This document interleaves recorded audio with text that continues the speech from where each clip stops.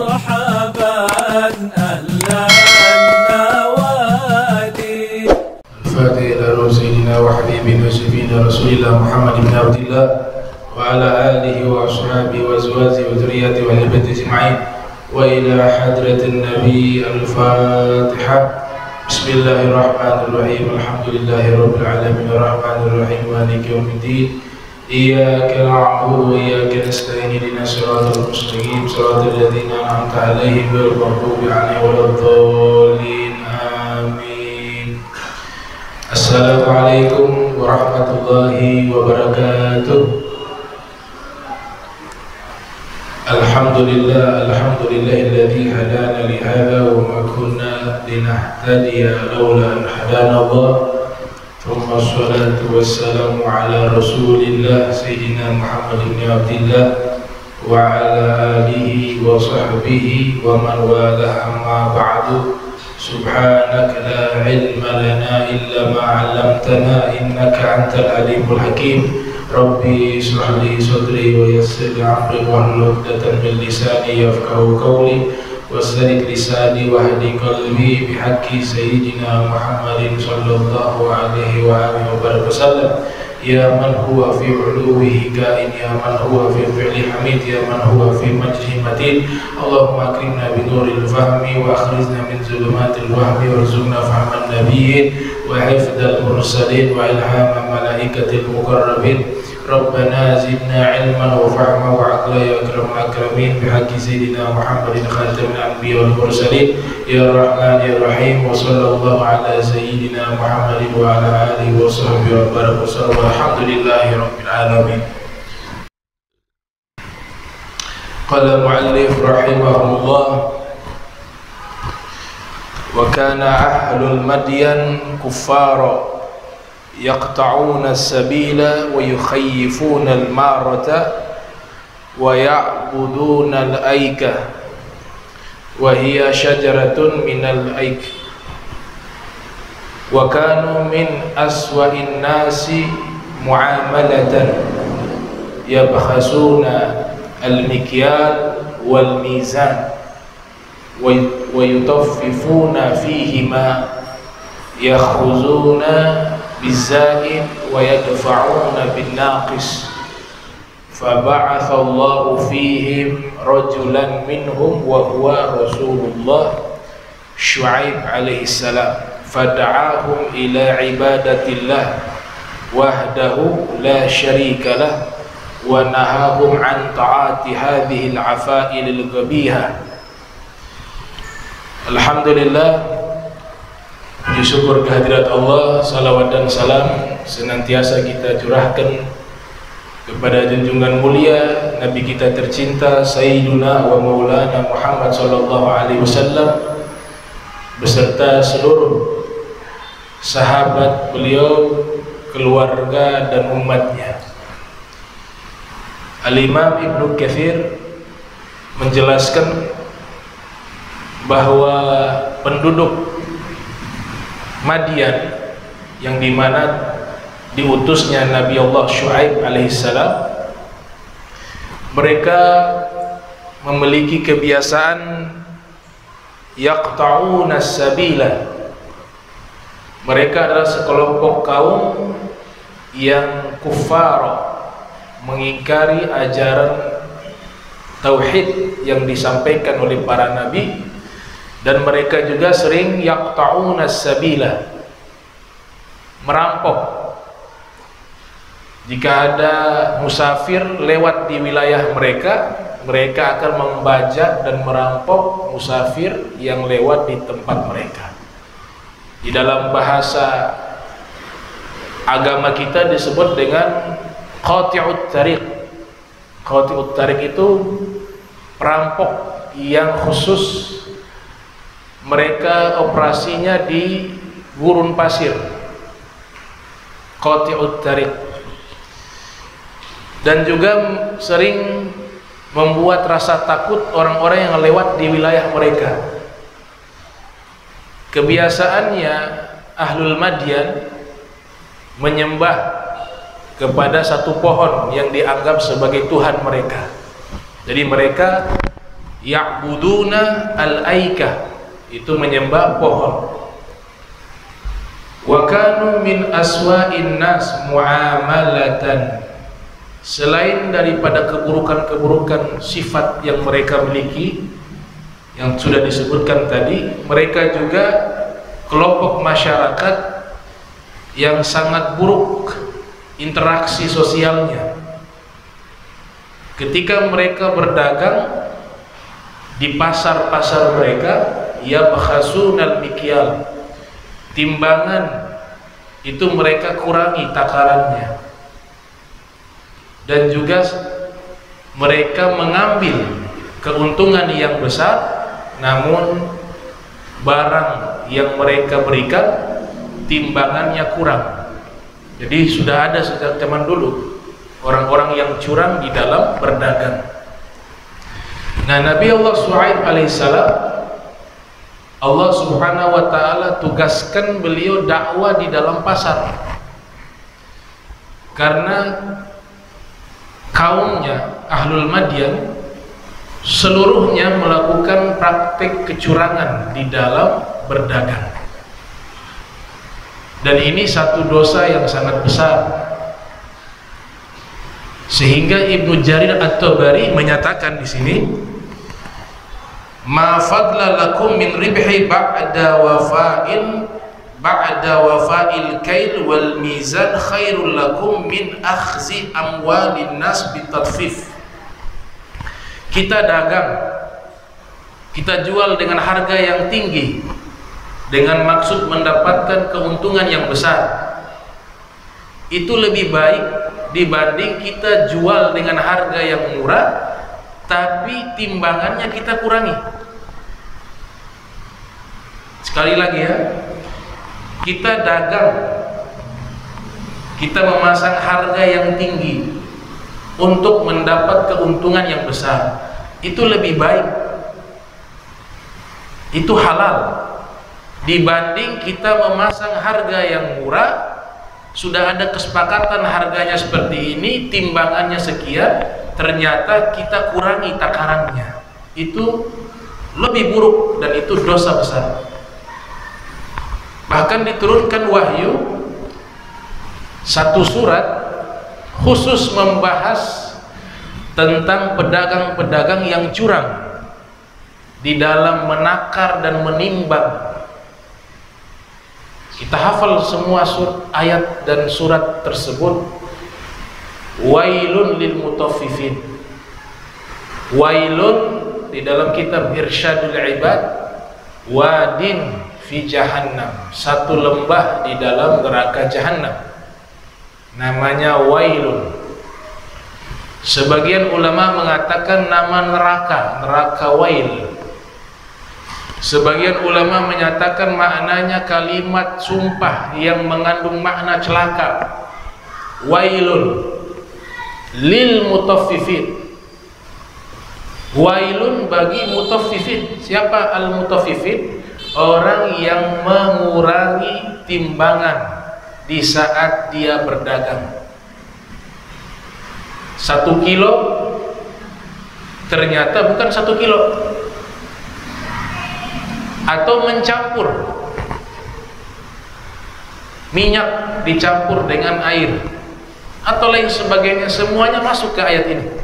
Wailun lil mutaffifin alladzina idza talu 'alan nasi yastawfun. Nah, orang-orang seperti ini yang suka mengurangi takaran ketika berdagang, apabila dia menjadi konsumen, maka dia minta lebih. Kalau dia yang beli, dia meminta dipenuhi timbangan tersebut. Nah, kita ketika belanja juga ada etika. Kalau sudah dikasih harga tersebut 1 kilo, kita sebagai konsumen tidak boleh mengambil tanpa seizin dari penjual. Kasih lebih sedikit ya, itu tidak boleh. Itu dia masuknya juga sebagai perbuatan dosa, kecuali penjual yang berikan, atau kita menyatakan boleh ditambah sedikit. kemudian dia mengiyakan dan dia yang meletakkan sendiri, itu boleh. Karena yang kita tidak punya hak mengambil barang dagang orang.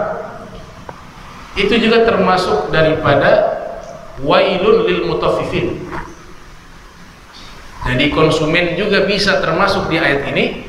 Harga sudah dipatok sekian, timbangannya 1 kilo. Ketika sudah ada kesepakatan jual beli, tahu-tahu di tengah-tengah dia ambil, tambah sedikit ya. Nah itu tidak boleh. Itu juga termasuk perbuatan dosa. Wailun lil mutaffifin alladzina idza talu 'alan nasi yastawfun wa idza kaluhum aw wazanuhum yukhshirun. Nah mereka ketika berdagang, timbangan mereka, takaran mereka yukhshirun, mereka kurangi. Ini dosa besar. Kalau sudah ada satu surat khusus membahas tentang masalah ini, berarti masalah ini masalah yang sangat besar, masalah yang banyak membuat para pedagang celaka. Maka setelah pernyataan celaka para pedagang yang mengurangi timbangannya, takarannya, Allah tutup dengan masalah hari kebangkitan. Ala yadhunnu ulaika annahum mab'uthun. Ini yang curang dalam segala hal, terutama di dalam berdagang. Mereka tidak menduga bahwa ada yang namanya hari kebangkitan, yang perbuatan mereka ini akan ditanya oleh Allah, akan diminta tanggung jawab. Maka di situ Allah tegaskan, ala yazunnu, tidaklah ini pedagang-pedagang mereka meyakini bahwa ada yang namanya hari kebangkitan, mereka akan dibangkitkan. Dan setiap timbangan yang pernah mereka curangkan kepada konsumen itu nanti akan diminta tanggung jawab oleh Allah Subhanahu wa ta'ala. Sudah dagangannya tidak berkah, gak bisa kaya dengan sistem seperti itu. Kalaupun kaya, kekayaannya membuat dia jauh dengan Allah. Kecurangan. Wailun lil mutaffifin. Nah, Nabi Shu'aib alaihissalam diutus oleh Allah Subhanahu wa ta'ala. Beliau dakwah khususnya di tengah-tengah pasar, karena dia melihat masyarakatnya itu sudah banyak yang curang di dalam berdagang. Ada juga praktik riba yang berlangsung di tengah-tengah masyarakat, di tengah-tengah masyarakat kaum Shu'aib alaihissalam, praktik riba. Nah, orang-orang yang melakukan praktik riba, rentenir, mereka menyatakan ya riba itu sama kayak dagang, tidak ada bedanya, tujuannya sama, cari keuntungan. Orang berdagang mencari keuntungan, orang melakukan praktik ribawi juga mencari keuntungan. Namun Allah tegaskan, yang dagang halal, berkah. Yang ribawi, tidak ada keberkahan, dosa besar. Makanya mereka katakan, qalu innamal bai'u mithlur riba. Orang-orang yang praktek riba mengatakan sesungguhnya jualan, dagang juga sama seperti riba. Allah tegaskan, wa ahallallahu al-bai'a wa harrama riba. Allah menghalalkan jual beli, Allah menghalalkan berdagang, dan Allah mengharamkan praktik riba. Ada satu hadis diriwayatkan oleh Imam Syaukani dalam kitab Nailul Awtar, juga diriwayatkan oleh para fuqaha fi kutubihim, di dalam kitab-kitab mereka. Jadi hadis ini isnaduhu dhaif wa ma'nahu sahih. Dia sanadnya lemah tapi maknanya sahih, sehingga dijadikan standar hukum. Rasulullah SAW menyatakan, kullu qardin jarra naf'an fa huwa riba. setiap pinjaman menarik manfaat, maka dia dinamakan riba. Arti qardin di sini juga bisa bermakna kredit. Kalau kredit itu halal. Kita menjual satu barang harganya 10 juta, misalnya menjual motor bekas harganya 10 juta. Kalau kontan, datang konsumen ingin membelinya, kita tentukan waktunya. Kalau 1 tahun dia naik 13 juta karena bayarnya cicil, maka ini halal. Dia halal. Yang dimaksud di hadis itu atau riwayat ini, karena sebagian ulama mengatakan sanadnya lemah, tidak sampai kepada Nabi. Kalaupun sampai, para rawinya lemah, tapi makna hadis ini, makna riwayat ini adalah riwayat yang sahih. Nah, sebagian mengatakan makna daripada kullu qardin jarran naf'an fahuwa riba, setiap pinjaman, diartikan pinjaman bukan kredit, yang menarik manfaat, maka dia adalah riba. Mereka maksudkan di sini, dirinci oleh para fuqaha, segala sesuatu yang sama jenis kemudian kita lebihkan ketika mengganti, namanya riba. Tidak hanya berbicara tentang uang.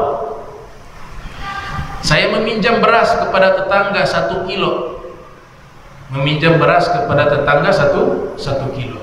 Saya katakan besok saya ganti 1,5 kilo, itu juga namanya riba. Karena saya mengganti sesuatu yang jenisnya sama dan ada lebihnya. Lebihnya itulah yang namanya riba. Saya meminjam bawang 1 kilo, bawang merah. Besok saya katakan kepada tetangga saya, besok saya ganti bawang merahnya 2 kilo. 1 kilonya itu yang lebih, namanya riba. Jadi riba itu bukan hanya sifatnya uang, tapi juga benda. Bahkan juga sebagian ulama menyatakan jasa juga bisa menjadi riba. Jasa. Saya datang kepada seseorang meminjam uang, dikasih pinjaman 1 juta. Saya katakan nanti sebulan berikutnya saya ganti 1 juta. Plus, tambah plus. Plus, kamu punya rumah ini saya bersihkan. Berarti bonus dari gantinya. Nah, jasa ini juga riba. Jasa ini juga riba. Karena dia niatnya mengganti, ada lebihnya. Dan juga uang dengan uang. Uang dengan uang. Kalau uang namanya jual beli uang. Dolar dibeli dengan rupiah itu halal. Karena beda jenis mata uang. Tapi kalau sama jenis rupiah dengan rupiah, contoh sederhana, banyak terjadi tatkala hari raya Idul Fitri sudah dekat. Kita menukar uang, kemudian uang itu ditukar, kita ambil yang 10.000, jumlahnya 1 juta. Di saat ditukar, kita lebihkan uangnya 1 juta 10.000. 10.000-nya itu riba. Karena rupiah dengan rupiah. Tapi kalau beda mata uang, dia tidak masuk bab riba. Ini disebut dengan riba fadl. Namanya riba fadl. Pahala orang yang meminjamkan, ada orang datang meminjam uang atau meminjam apapun. Ketika kita pinjamkan kepada dia, pahalanya lebih besar dari sedekah. Sebagaimana hadis diriwayatkan di dalam hadis riwayat Imam At-Tabrani yang lahir tahun 260 Hijriah, wafat 360 Hijriah. Rasul sallallahu alaihi wasallam bersabda, "Kullu qardin shadaqah." Setiap pinjaman adalah sedekah. Para ulama mengatakan bahkan pinjaman itu pahalanya lebih besar dari sedekah. Kenapa pahala meminjamkan itu lebih besar dari sedekah? Karena ketika orang itu meminjam kepada kita, maka dia sedang membutuhkan bantuan. sehingga kita dapat pahala juga menolong orang yang dalam kesulitan. Itu pahalanya berbeda. Adapun sedekah, kadangkala kita berikan kepada orang yang tidak terlalu membutuhkan, kita belum tahu hajatnya. Tapi kalau ada orang datang, dia datang meminjam, meminta bantu kepada kita, maka kita telah menolong dia, sehingga pahalanya itu dilebihkan oleh Allah Subhanahu wa taala. Bahkan ketika Nabi Mi'raj, Nabi melihat di satu tempat di langit, di situ ada tulisan kullu qardin shadaqah. Setiap meminjamkan itu adalah sedekah. Diriwayatkan oleh Imam Bukhari yang lahir tahun 194 Hijriah, wafat 256 Hijriah, juga diriwayatkan oleh Imam Muslim yang lahir 204 Hijriah, wafat 261 Hijriah. Di dalam kitab sahih mereka, Nabi bersabda, kullu ma'rufin sedekah. Ini hadis menjelaskan bahwa sedekah itu tidak terbatas kepada memberikan benda, memberikan sesuatu berupa benda. Tapi Nabi jelaskan secara global, seluruh perbuatan ma'ruf itu juga sedekah. Perbuatan baik itu juga sedekah. Nah, para ulama terdahulu, mereka ada yang sengaja berprofesi sebagai pedagang sekaligus ulama. Jadi dia berdagang juga, tapi dia juga seorang ulama. Nah, mereka ini ketika menjadi kaya raya, ternyata harta ini digunakan untuk sesuatu yang sifatnya kebaikan. Dan juga sebagian di antara mereka ingin mengeluarkan keringat di dalam mencari rizki yang halal. Thalabul halali faridatun ala kulli muslim. Sebagaimana hadis Nabi katakan, mencari rizki yang halal hukumnya wajib bagi setiap muslim. Al-Imam Al-Ghazali dalam kitab Ihya Ulumuddin yang lahir 450 Hijriah, wafat 505 Hijriah mengatakan, ketika seseorang dia mencari rizki dengan keringatnya, dengan usahanya, itu ada sebagian dosa yang tidak bisa dihapus oleh Allah kecuali dengan cara mencari rizki, dengan cara sumpek keringat yang mengalir karena mencari rizki yang halal, atau mengalami kecapean, kesulitan di dalam mencari rizki yang halal. Nah, rasa sumpahnya itu, rasa lelahnya itu untuk mencari rizki yang halal, itu menghapus dosa-dosa yang tidak bisa dihapus kecuali dengan mencari rizki. Itu kata Imam Ghazali. Sehingga Nabi SAW di dalam hadis riwayat Imam Al-Baihaqi dalam kitab As-Sunanul Kubra yang lahir tahun 384 Hijriah, wafat 458 Hijriah, juga diriwayatkan oleh Imam Al-Hakim dalam kitab Mustadrak yang lahir tahun 321 Hijriah, wafat 405 Hijriah. Su'ila Rasul, Nabi pernah ditanya, ayyul kasbi atyab, wahai Rasulullah, usaha yang paling baik seperti apa? Nabi katakan, amalu rajuli biyadihi wa kullu bai'in mabrurin. Usaha yang paling terbaik adalah kerja dari seseorang dengan tangannya.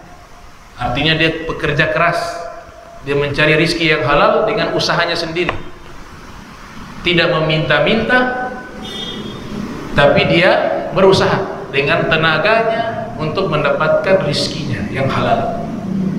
Wa kullu bai'in mabrurin, dan setiap dagang, bisnis jual beli itu diberkahi, diberikan nilai kebaikan di sisi Allah Subhanahu wa taala. Kullu bai'in mabrur, kata Nabi SAW, setiap jual beli mabrurin, diberikan pahala kebaikan. Jadi para nabi banyak yang berdagang, para ulama juga banyak di antara mereka yang juga melakukan usaha dengan jual beli atau perdagangan. Di dalam kitab Tarikh Baghdad atau Tarikh Baghdadi karya Imam Al-Khatib Al-Baghdadi, walaupun hadis ini sebagian ulama hadis mengatakan termasuk hadis maudhu, wal kadzibul mukhtalaqul masnu'u 'alan nabi fadzalikal mawdu', dianggap sebagai hadis palsu, dimasukkan di dalam kitab berjudul Al-Mawdu'at, kumpulan hadis-hadis palsu, disusun oleh Ibnu Zawzi Al-Bughdadi yang lahir tahun 510 Hijriah, wafat 597 Hijriah. Namun ada hal yang sangat baik di dalam riwayat ini. Kita anggap ini bukan hadis karena sudah dinyatakan palsu. Tapi ada satu pelajaran. Sahabat bernama Sa'ad bin Mu'az Al-Ansari ini pekerja keras. Dia mencari kayu bakar, naik ke gunung-gunung, kemudian juga memotong atau membelah bebatuan, sebagai tukang batu juga, sehingga tangannya ini kasar. Dia pekerja keras untuk menafkahi keluarganya. Ketika bertemu dengan Nabi Muhammad SAW, Nabi berjabat tangan dengan beliau, Sa'ad bin Mu'az Al-Ansari. Nabi merasakan tangannya kasar. Kemudian Nabi bertanya, ini tanganmu kenapa kasar seperti ini? Maka dijelaskan oleh Sa'ad bin Mu'az, saya pekerja keras, mengambil batu di bukit-bukit, mengambil kayu, maka tangan saya menjadi kasar seperti ini ya Rasulullah. Kemudian dalam riwayat tersebut Nabi mencium tangannya. Nabi mencium tangannya dan Nabi mengatakan, hadhihi yadun la tamassuhun naru abada. Ini tangan tidak akan terkena api neraka selama-lamanya. Karena dia tangannya kasar menandakan dia kerja keras untuk mencari nafkah, untuk diberikan kepada keluarganya.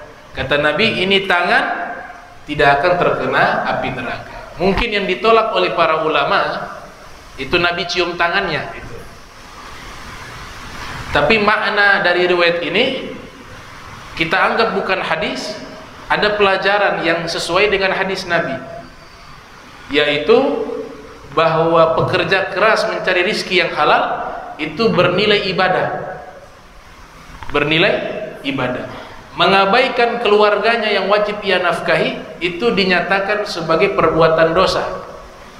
Kafa bil mar'i ithma an yudayyi'a man yaul. Cukup seseorang itu dikatakan berdosa apabila dia mengabaikan keluarganya yang wajib ia nafkahi. Itu juga disebutkan dalam hadis Nabi kita Muhammad sallallahu alaihi wasallam. Nah, di zaman sahabat, Sayyidina Abu Bakar pedagang, Sayyidina Abdurrahman bin Auf juga seorang pedagang, Sayyidina Utsman bin Affan juga pedagang, Zubair bin Awam juga pedagang. Bahkan Nabi kita Muhammad SAW sebelum diangkat menjadi Rasul, beliau juga seorang pedagang. Hingga disebutkan usia beliau tatkala menginjak usia 9 tahun, wa fi tasi'ati min umrihi safar ma'a ammihi Abi Thalib ila Syam. Menginjak usia 9 tahun Nabi ikut pamannya Sayyidina Abi Thalib melakukan perjalanan ke negeri Syam untuk berdagang. Wa fi khamisati wa isrin min umrihi safar ila Syam fi tijaratin li Sayyidah Khadijah binti Khuwailid. Di usia Nabi 25 tahun Nabi melakukan perjalanan kedua ke negeri Syam untuk melakukan perdagangan bisnis. Pemegang modal Sayyidatuna Khadijah. Nabi yang memutar modalnya Sayyidatuna Khadijah dijadikan sebagai bisnis perdagangan. Kemudian beliau berangkat ke negeri Syam bersama Maisarah. Maisarah adalah pelayan daripada Sayyidatuna Khadijah, dan Maisarah ini laki-laki bukan perempuan, seorang laki-laki yang menemani perdagangan Nabi kita Muhammad sallallahu alaihi wasallam. Bahkan disebutkan, diteliti oleh seorang ulama bernama Syekh Abdul Basit bin Yusuf. Beliau nyatakan di dalam kitabnya At-Tarfatu fi man nusiba minal ulama ila mihnatin au hirfatin. kitab yang membahas tentang para ulama yang menjadi pebisnis sukses. Sebagai ulama juga menjadi orang kaya raya. Itu kitab karya Syekh Abdul Basit bin Yusuf, dan beliau simpulkan ada sekitar 15.000 ulama, mereka memiliki profesi, mereka sebagai pedagang, penjual madu, penjual minyak, sebagai dokter dan seterusnya. Bahkan ada kitab yang menjelaskan secara khusus tentang profesi-profesi para ulama, disusun oleh Syekh Al-Harawi, berjudul Kitabu As-Sunna'i Minal Fuqaha wal Muhaddithin, yang berjudul atau diartikan kitab para pekerja di kalangan para fuqaha dan ahli hadis. Jadi mereka ahli fikih, mereka ahli hadis, juga punya profesi untuk membantu dakwah mereka atau untuk beramal, membantu umat, berkhidmah kepada umat. Dan itu jumlahnya adalah 15.000 ulama. 15.000 ulama yang punya profesi.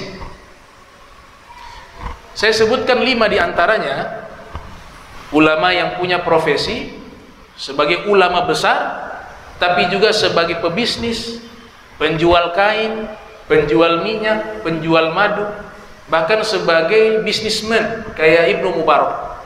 Yang pertama ada ulama di zaman tabi'in bernama Muhammad bin Sirin. Muhammad ibn Sirin. Beliau ini tabi'in, belajar ke sahabat. Salah satu sahabat yang beliau menuntut ilmu kepadanya Sayyidina Anas bin Malik. Lahir tahun 32 Hijriah, wafat 110 Hijriah. Muhammad ibn Sirin juga punya keahlian mentafsirkan mimpi. Bahkan dikumpulkan menjadi satu kitab berjudul Tafsirul Ahlam, tafsir mimpi. Ternyata profesi Muhammad bin Sirin adalah as-salun, penjual madu. Beliau berdagang di pasar. Anas bin Malik memberikan wasiat sebelum meninggal, apabila saya meninggal dunia, yang mensolatkan jenazah saya, yang menjadi imam adalah murid saya Muhammad bin Sirin. Ternyata ketika Sayyidina Anas bin Malik meninggal, Muhammad bin Sirin tidak bisa hadir karena sedang berada di dalam penjara. Sedang berada di dalam penjara. Sebabnya apa? Sebabnya adalah beliau ini penjual atau pedagang madu, tapi madu yang beliau jual bukan miliknya.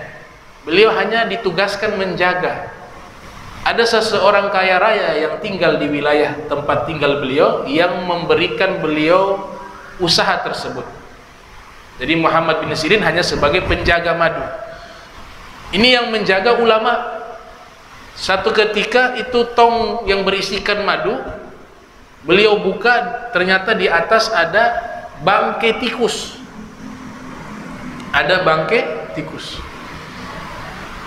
Di dalam ilmu fikih, kalau benda tersebut dia padat dan dia lebih dari 2 kula,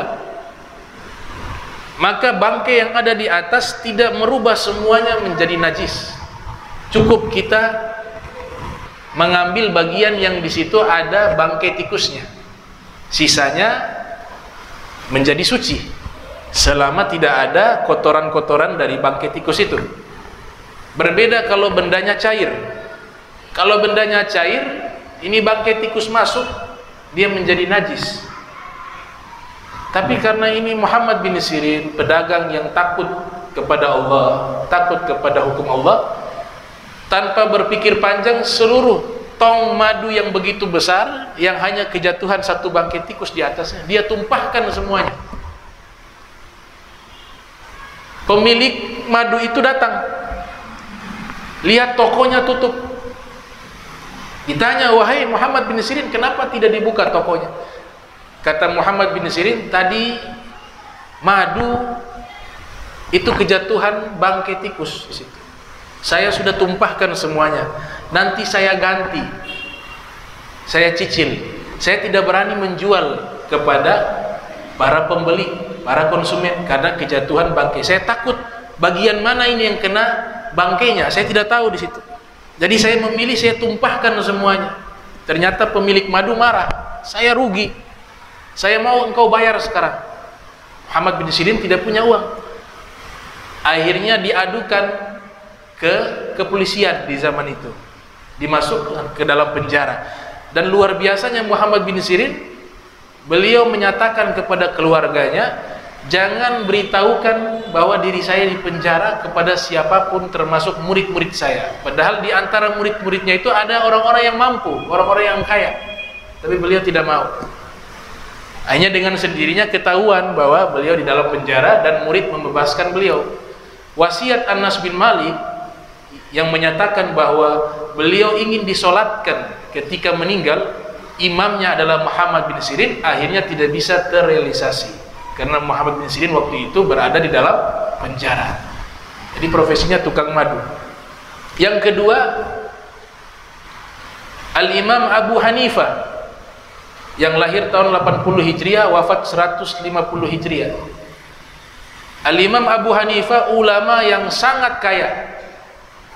Itu pakaiannya puluhan juta. Pakaian yang biasa beliau pakai itu harganya puluhan juta. Untuk menunjukkan kebesaran para ulama dan menghormati ilmu. Makanya beliau memilih pakaian-pakaian yang mereknya mahal di zamannya. Sehingga dihitung oleh para ulama, pakaiannya Abu Hanifah itu hampir masuk 100 juta. Pakaian yang beliau pakai sehari-hari. Beliau pedagang kain sutra. Punya satu toko di pasar. Dan ada di tokonya ini unik, ada satu toko, kemudian di sampingnya juga ada ruangan kelas. Sambil berdagang, kalau ada waktu senggang, beliau ke ruangan kelas mengajar di situ. Sudah ada murid-murid yang siap belajar. Dia lihat ada satu orang anak punya potensi menjadi ulama besar, namanya Abu Yusuf. Abu Yusuf ini cerdas, pandai, rajin. Akan tetapi beliau bukan orang yang mampu, anak yatim. Ibunya hanya seorang yang profesinya sebagai tukang cuci baju, tukang laundry. Beberapa hari libur Abu Yusuf. Abu Hanifah memperhatikan di mana Abu Yusuf. Ternyata dapat informasi Abu Yusuf libur belajar karena sedang mencari nafkah,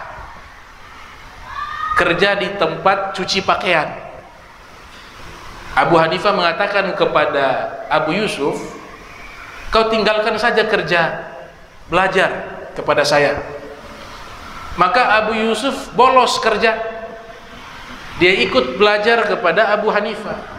Sang ibu datang di tempat kerjanya Abu Yusuf, bertanya, di mana putra saya? Mereka katakan ikut kepada seorang yang sudah tua berjubah. Sang ibu tahu biasanya ini dia pergi belajar kepada Abu Hanifah. Maka sang ibu datang dengan keadaan marah menghampiri Abu Hanifah. Ketika sampai di tempatnya Abu Hanifah, Abu Yusuf sedang belajar, Abu Hanifah sedang mengajar. Tiba-tiba sang ibu ini marah. Dia teriak, wahai orang tua, dia katakan kepada Abu Hanifah, kau suruh anak saya belajar, terus nanti kami makan apa sebentar? Kalau kau kaya silakan, tapi ini kami makan pun susah. Maka Abu Yusuf ikut malu karena ibunya marah kepada Abu Hanifah. Dikatakan Abu Hanifah orang tua. Abu Hanifah mengatakan, wahai ibu, ini anakmu Abu Yusuf, kalau dia belajar terus, dia menjadi orang besar, dia menjadi orang alim, dan suatu saat nanti kalau dia menjadi ulama, dia akan makan puding di dalam istana, piring terbuat dari permata. Kalau dia jadi ulama, nanti ke depan dia dewasa, dia akan berhasil menjadi manusia yang bermanfaat untuk umat, dan dia akan memakan puding. Puding di zaman itu makanan para raja. Dia akan makan puding di atas piring yang terbuat dari permata. Ini ibunya Abu Yusuf realistis. Dia mengatakan, tidak mungkin itu makanan para raja. Dia mengatakan, oh ini kamu orang tua sudah ngawur, sudah gila. Abu Hanifah dengan lembut mengatakan, sudah begini wahai ibu, kalian punya penghasilan setiap hari berapa untuk kalian punya nafkah? Dia katakan sekian. Kata Abu Hanifah, saya akan menjamin kebutuhan kalian. Setiap hari saya lebihkan. Itu gaji kalian sekian, saya lebihkan. Asalkan Abu Yusuf kau biarkan dia belajar kepada saya. Maka dikasih uang oleh Abu Hanifah, dikasih subsidi langsung. Maka sang ibu mengizinkan. Nah, waktu berjalan, Abu Yusuf menjadi ulama besar sampai dijuluki Qadil Qudat, hakimnya para hakim. Pernah dalam satu acara Daulah Abbasiyah, khalifahnya Harun ar-Rasyid mengundang Abu Yusuf ke istana. Abu Hanifah sudah wafat. Di dalam istana, Harun ar-Rasyid memuliakan Abu Yusuf karena sebagai hakim dan juga sebagai ulama. Didudukkan di samping Harun ar-Rasyid. Kemudian disuruh para pelayannya mengeluarkan makanan-makanan mewah. Sampailah makanan mewah itu di hadapan Abu Yusuf. Ternyata puding, dan piringnya piring permata. Abu Yusuf ketika melihat itu piring yang ada pudingnya, Abu Yusuf tersenyum. Harun ar-Rasyid bertanya, kenapa engkau tersenyum melihat ini puding? Abu Yusuf mengatakan, dulu saya masih anak-anak belajar kepada Abu Hanifah, beliau sudah menyatakan, kalau saya menjadi ulama, maka saya akan memakan puding di atas piring permata. Benar apa yang dinyatakan oleh Abu Hanifah. Itu diceritakan oleh Ibnu Katsir dalam kitab Al-Bidayah wan Nihayah. Ini Abu Hanifah. Yang ketiga ulama namanya Al-Laits bin Sa'ad Al-Misri. Lahir tahun 94 Hijriah, wafat 175 Hijriah. Az-Zahabi dalam kitab Syiaru A'lamin Nubala menyebutkan beliau seorang imam, al-hafiz, seorang hafiz, syekhul Islam, alimud diyaril Misriyah, dan seorang yang alim di negeri Mesir. Namanya Al-Laits bin Sa'ad Al-Misri. Ini kaya raya beliau. Beliau ini kalau zaman sekarang pemborong. Masuk semua, kontraktor juga masuk, pedagang juga masuk, semuanya beliau. Namanya Laits bin Sa'ad Al-Misri. Sampai beliau punya kapal pribadi 3. Punya kapal pribadi 3. Kalau melakukan perjalanan, kapal pertama membawa keluarganya, kapal kedua membawa barang-barang yang beliau bawa, kapal ketiga membawa tamu. Beliau punya penghasilan, coba dihitung oleh para ulama, 20.000 dinar per tahun. Dinar itu koin emas. 1 dinar itu kurang lebih 4 gram lebih. 4 juta lah, 1 gram 1 juta. Dicoba dikonversi ke rupiah, penghasilannya per tahun itu 84 miliar per tahun. Dan beliau ketika menjadi orang yang sangat kaya, beliau membantu para ulama. Padahal beliau juga ulama. Imam Malik punya anak perempuan menikah. Imam Malik ulama tapi bukan pengusaha. Strata ekonominya biasa-biasa saja. Laits bin Sa'ad akrab dengan Imam Malik, mendengar kabar bahwa Imam Malik anak perempuannya mau menikah. Kemudian Laits bin Sa'ad mengirim bantuan untuk pesta pernikahan anaknya. Itu disebutkan 1000 dinar, kurang lebih 4 miliar. Sedekahnya 4 miliar. Beliau punya sahabat namanya Syekh Abdullah. Jadi beliau sangat dermawan. Makanya di dalam kitab Tarajum, kitab-kitab biografi para ulama, itu menyebutkan Laits bin Sa'ad salah satu ulama yang kaya, namun sangat dermawan. Saking dermawannya tidak pernah mengeluarkan zakat. Karena 1 tahun habis uangnya.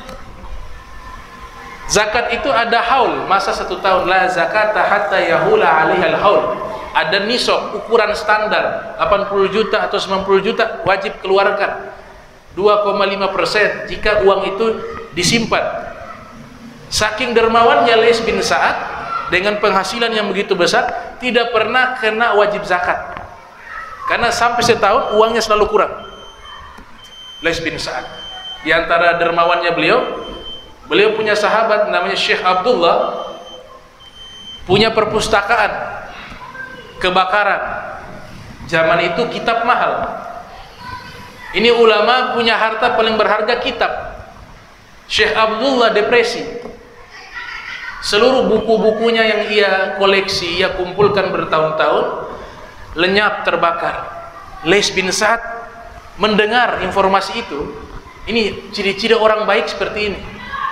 Dia tidak menunggu orang datang minta tolong, tapi ketika dia mendengar ada orang yang butuh bantuan, dia segera datang. Lais mendengar ini ulama bernama Syekh Abdullah, kitabnya kebakaran, langsung dikirim sedekah berapa? 4 miliar untuk beli buku. Ada ibu-ibu datang minta madu kepada beliau. Wahai Imam Lais, anak saya sakit, minta madu 1 botol. Beliau kasih 1 tong. Kemudian dikasih uang lagi. Tamu-tamu yang datang ke rumah beliau, beliau hidangkan makanan, roti. Zaman itu terkenal namanya khubus, roti. Setiap mereka makan roti, di dalam roti itu beliau sisipkan 1 dinar, 4 juta. Jadi gigit dapat. Dan tamunya tidak pernah henti, beliau jamu setiap hari. Di dalam roti ada dinar di situ. Gigit roti dapat uang dinar, 1 dinar, 4 juta. Dan beliau menafkahi 300 para fuqara wal masakin. Setiap hari beliau tanggung nafkah mereka. 300 orang setiap hari. Itu pernyataan Al-Imam Ibnu Qutaibah. Nah, ini namanya Lais bin Sa'ad, ulama yang berprofesi sebagai pedagang pebisnis sukses. Yang keempat namanya Sufyan Ats-Tsauri, yang lahir 97 Hijriah, wafat 161 Hijriah, pedagang minyak. Sufyan Ats-Tsauri pedagang minyak. Yang kelima ini pemborong, kontraktor di zaman itu, namanya Abdullah ibnu Mubarak, yang lahir tahun 118 Hijriah, wafat 181 Hijriah. Jadi dia punya perusahaan di berbagai negara, makanya suka pindah-pindah negara. Beliau berdagang, berbisnis. Setiap tahun haji, setahunnya jihad fisabilillah. Zaman itu lagi perang. Setahun perang jihad, setahunnya haji. Setahunnya perang, setahunnya haji. Setiap tamu yang datang dipotong itu kambing. Unta 1 ekor, kambing 1 ekor. Tamu datang, potong kambing. Abdullah ibnu Mubarak. Nah, mereka inilah yang dimaksudkan dalam hadis at-tajir as-suduq al-amin. Mereka pedagang, tapi pedagang yang jujur, pedagang yang amanah. Amanah itu artinya mereka tidak lupa akan ketaatan kepada Allah Subhanahu wa taala. Man nabiyyin wasiddiqin wasyuhada. Nanti mereka dikumpulkan dengan barisan para nabi, para siddiqin, para syuhada. Mudah-mudahan kita bisa ikuti langkah mereka. Amin ya rabbal alamin. Allahumma jam'ana hadza jam'a marhuma wa tafarraqana min ba'di tafarraqa ma'suma wa la tajal minna wa la minna syaqiyya wa la mahruma. Allahumma nafi qulubana 'anil ta'alluqi biman dunak waj'alna min qaumin tuhibbuhum wa yuhibbuna. Subhanaka bihamdika asyhadu an la ilaha illa anta astaghfiruka wa atubu ilaik. Wa sallallahu alaihi wasallam Muhammadin wa ala alihi wa sahbihi wa barik wasallam walhamdulillahi rabbil alamin. Wassalamualaikum warahmatullahi wabarakatuh.